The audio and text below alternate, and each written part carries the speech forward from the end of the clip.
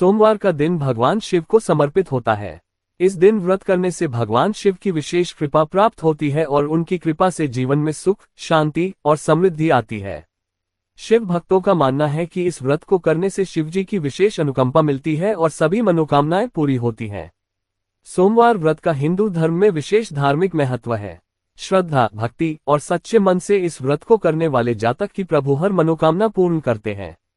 सोमवार व्रत का पालन करने से विवाह में आ रही बाधाओं का निवारण होता है, आर्थिक समस्याएं दूर होती हैं और धन धान्य की प्राप्ति होती है। सोमवार व्रत कथा। एक दिन भगवान शिव शंकर भ्रमण के लिए जा रहे थे, तब माता पार्वती बोली, मैं भी आपके साथ चलूंगी। तब भोलेनाथ ने कहा, देवी आप मेरे साथ मत चलिए, आपको भूख और प्यास लगेंगी। तब पार्वती जी ने कहा, नहीं महाराज मैं भी चलूंगी। रास्ते में पार्वती जी को भूख लगने लगी। उन्होंने भोलेनाथ से कहा, हे महादेव मुझे खीर खांड का भोजन चाहिए। तब शिव शंकर भगवान बोले, मैंने तो आपसे पहले ही कहा था कि आप मत चलिए। तब भगवान शिव शंकर और माता पार्वती वेश बदलकर एक गांव में गए। चलते चलते वह एक साहूकार के घर पहुंच गए। तब साहूकार ने बोली, महाराज आपको क्या चाहिए? तब ब्राह्मण वेशधारी भगवान शिव शंकर बोले, खीर खांड का भोजन चाहिए। इस पर साहूकारनी ने कहा, अगर खीर खांड के भोजन चाहिए थे तो अपने घर में क्यों नहीं रहे? साहूकारनी का उत्तर सुनकर वह दोनों आगे चल दिए। एक बुढ़िया मिली और बोली, आप महाराज बैठो, आपको क्या चाहिए? तब ब्राह्मण के वेश में भगवान शिव शंकर बोले, मेरी पत्नी को खीर खांड का भोजन चाहिए। बुढ़िया ने कहा, महाराज मैं अभी लाए। फिर वह एक लोटा लेकर चल दी।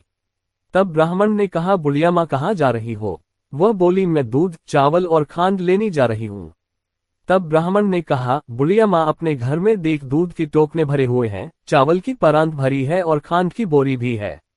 फिर बुढ़िया घर के अंदर गई और उसने देखा कि दूध, चावल और खांड सब कुछ है। उसने खुशी खुशी खीर बनाए और भगवान शिव शंकर और माता पार्वती को जीमा दिया। उनके खाने के बाद बुढ़िया ने कहा, मैं इस बची हुई खीर का क्या करूं? मेरा तो कोई भी नहीं है। तब ब्राह्मण बोले, बुढ़िया माँ आंखें बंद करो। बुढ़िया ने आंखें बंद कर ली। फिर उन्होंने कहा, अब आंखें खोल लो। बुढ़िया ने आंख खोलकर देखा तो उसका पूरा परिवार हो गया। अब बुढ़िया बोली, महाराज मैं इन्हें कहाँ रखूं? तब ब्राह्मण वेशधारी भगवान ने झोपड़ी को लात मारी और वह झोपड़ी महल बन गई। ये देखकर बुढ़िया बहुत खुश हुई और वह खीर के कटोरे भर भर के बांटने लगी। जब वह खीर देनी साहूकारनी के घर गई तो साहूकारनी बोली, तेरे घर में खीर कहाँ से आई? तब बुढ़िया ने कहा, मेरे यहाँ खीर खांड का भोजन करने एक ब्राह्मण और ब्राह्मणी आए थे, उन्हीं के प्रताप से ये सब हुआ है। तब साहूकारनी ने कहा, मेरा धन तेरे घर कैसे आ गया? मेरे पास तो कुछ भी नहीं रहा। कहाँ है वह ब्राह्मण और ब्राह्मणी? तब बुढ़िया माँ ने कहा, वह दोनों अभी मेरे घर से निकले हैं। साहूकारनी भागी भागी उनको ढूंढने लगी। रास्ते में उसने उन दोनों ब्राह्मण और ब्राह्मणी को देखा और बोली, मोड़ा मोड़ी ठहरियो, मेरा धन उस बुढ़िया को क्यों दे गए?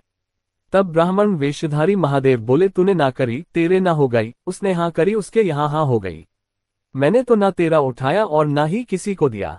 साहूकारनी ने ब्राह्मण और ब्राह्मणी के पैर पकड़ लिए और बोली, महाराज मेरी गलती माफ करो, मुझे कुछ तो दे दो। साहूकारनी के इतना कहते ही ब्राह्मण और ब्राह्मणी बने हुए भगवान और माता पार्वती अपने असली वेश में आ गए और बोले, ले तेरे घी लड़ी में घी रहेगा, तेलरी में तेल रहेगा, काम तेरा रुके ना और तेरा जुड़े ना। इतना कहकर भगवान भोलेनाथ और माता पार्वती अंतर ध्यान हो गए।